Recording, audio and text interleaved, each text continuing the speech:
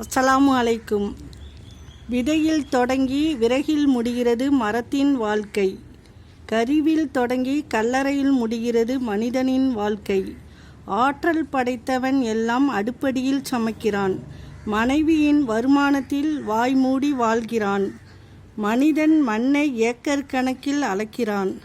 ஆனால் மனிதனை 6 அடியில் அளக்கிறது.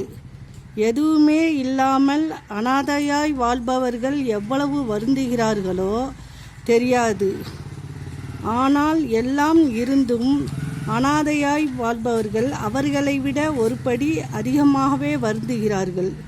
இறந்த பின் எல்லோருடைய மனதில் வாழ வேண்டும் என நினைப்பதை விட இருக்கும்போது எல்லோருடைய மனதில் வாழ வேண்டும் என்று நினைவுங்கள். புத்திசாலியாய் இரு, முட்டாளாய் நடி. வாழ்க்கையில் நிறைய கற்றுக்கொள்ளலாம்.